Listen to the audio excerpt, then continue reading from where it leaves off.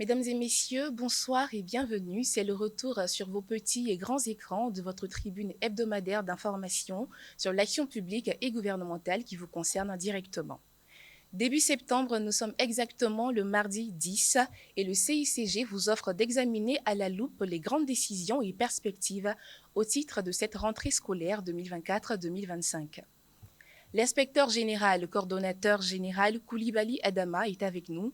Il a été désigné par le professeur Mariatou Koné, ministre de l'Éducation nationale et de l'alphabétisation, pour répondre à toutes nos questions sur cette année scolaire 2024-2025.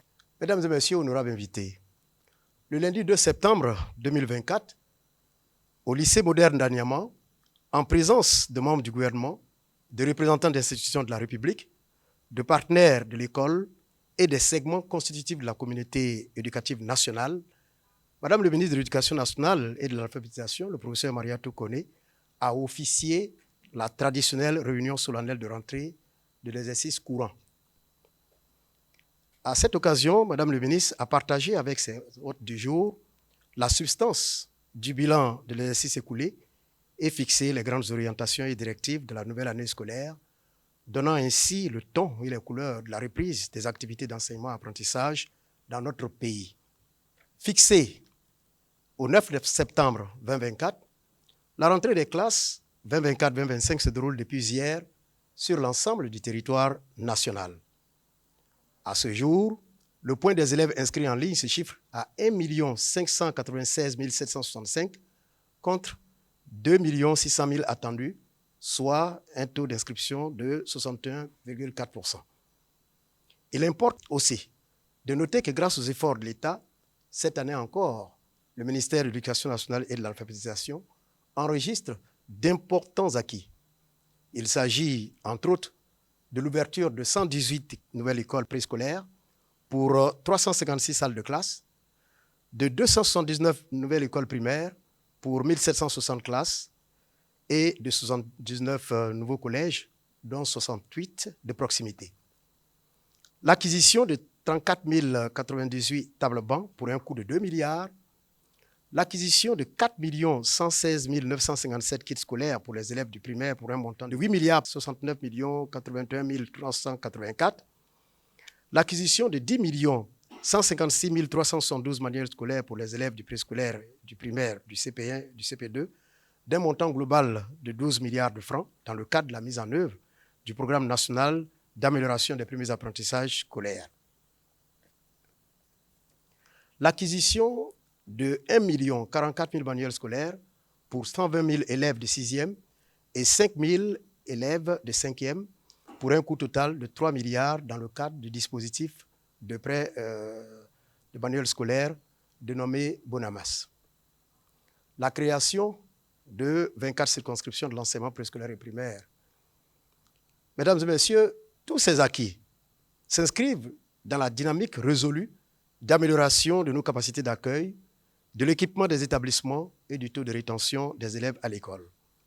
Mesdames et messieurs, il convient de souligner qu'en raison des efforts considérables consentis par le président de la République, le gouvernement, Madame le ministre et les partenaires, la marche de notre école enregistre des avancées notables. Toutefois, des défis subsistent. Ces défis, identifiés au cours des assises des États généraux de l'éducation nationale et de l'alphabétisation, initiés et organisés par Madame le ministre, sous la houlette du gouvernement, ont abouti à la définition et à l'adoption de 42 leviers transformateurs dont la mise en œuvre au profit de notre école constitue la priorité absolue du professeur Mariatou Koné.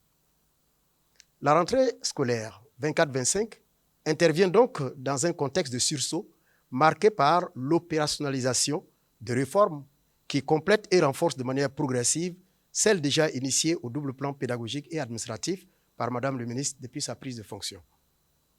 Au nom de ces réformes qui consacrent des réponses fortes aux questions d'accès, de gouvernance, de qualité, d'équité, d'égalité et d'inclusion, figurent en bonne place, entre autres, les contrats d'objectifs et de performance, COP, signés entre Madame le ministre et les directeurs régionaux pour une gouvernance scolaire assise sur le sens de la responsabilité et de la redevabilité. La mise en œuvre du programme national d'amélioration des premiers apprentissages pour renforcer les capacités de nos enfants, l'extension du dispositif pré-location de manuels scolaires, bourse nationale du manuel scolaire, la mise en œuvre de la stratégie de digitalisation, de laquelle nous avons construit une stratégie de digitalisation, la réforme curriculaire des collèges en vue de l'adéquation formation-emploi, le laboratoire pour l'éducation en vue, n'est-ce pas, du renforcement des recherches spécifiques en éducation, l'organisation d'un PASSEC blanc, voilà, en avril 2025, la mise en œuvre de la stratégie et de dynamisation de l'enseignement des sciences, le lancement de la mise en œuvre de la stratégie de l'alphabétisation, la redynamisation de la plateforme Mon école à la maison, le réaménagement de l'emploi du temps du primaire lié à la suppression des cours du mercredi. Mesdames et messieurs, l'année scolaire 2024-2025 s'annonce donc comme une année de pragmatisme et de travail acharné pour la consolidation des changements amélioratifs au profit de notre école. À cet effet, le succès de l'année scolaire 2024-2025 appelle de la part de tous les acteurs un engagement citoyen, doublé de l'observance scrupuleuse des orientations et prescriptions définies dans le cadre du fonctionnement de l'école. C'est pourquoi, pour la 4e année consécutive, Madame le ministre de l'Éducation nationale et de l'alphabétisation a placé l'année scolaire 2024-2025 sous le signe « Soyons des citoyens responsables pour une école de qualité ». Monsieur le coordinateur général, dans le cadre des réformes pour l'année scolaire 2024-2025, à quoi répondait ou répond le besoin de faire étudier nos tout petits entre midi 00 et midi 30? Les anciens horaires n'étaient pas mauvais. Il n'y a pas eu un besoin spécifique de faire étudier les enfants entre 12h et 12h30. Nous sommes allés à une réforme qui est la réforme, n'est-ce pas, du cours du mercredi, qui induisait donc le réaménagement de l'emploi du temps. Donc cette suppression du cours du mercredi visait plusieurs objectifs. L'un, c'est de permettre donc aux enseignants de disposer de plages horaires le mercredi pour renforcer leur capacité à travers des rencontres au sein, n'est-ce pas, des secteurs pédagogiques. Donc, à l'intérieur d'un même secteur pédagogique, de plusieurs secteurs pédagogiques, de capitaliser les échanges issus des bonnes pratiques qui sont partagées et de permettre également aux enfants, parce qu'ils ne viennent pas le mercredi, d'avoir le temps qu'il faut pour étudier de façon convenable. Mais nous avons le devoir de faire en sorte que le quantum horaire soit respecté, de sorte que les 4 heures qui étaient dévolues au cours du mercredi matin ont été désagrégées et donc pour le renforcement des 4 autres jours. C'est ce qui explique qu'il y a ce léger décalage et qui fait que, avec toute la sensibilisation qui accompagne cela, je pense que nos enfants n'éprouveront aucun problème, n'est-ce pas, à s'adapter. Je voudrais savoir si des manuels changent cette année. Je dirais que le changement qui va certainement intervenir cette année est lié, n'est-ce pas, à la réforme dénommée PNAPAS. Le PNAPAS, c'est le programme national d'amélioration des premiers apprentissages qui va donc proposer le condensé de plusieurs approches pédagogiques, allant donc de l'enseignement classique à la remédiation, pour mieux formater les enfants à améliorer leur maîtrise des enseignements de base. Et donc, par rapport donc à cette réforme, des manuels ont été élaborés qui seront mis gratuitement à la disposition des élèves concernés.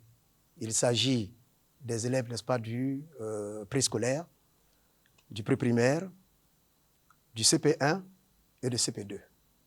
En dehors de cela, vous le savez bien, au niveau, n'est-ce pas, du primaire, les ouvrages, les manuels ne changent pas.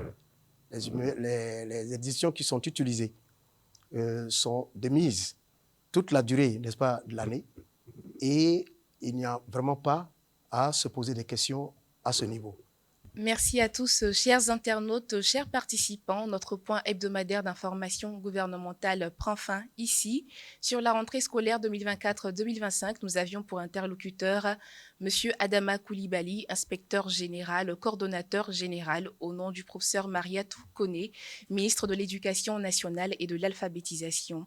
Pour toute autre préoccupation, le centre d'appel du gouvernement reste joignable du lundi au dimanche, en français, en anglais et dans bien d'autres langues locales, au 101, gratuitement depuis tous vos opérateurs de téléphonie mobile. Merci à tous et à bientôt.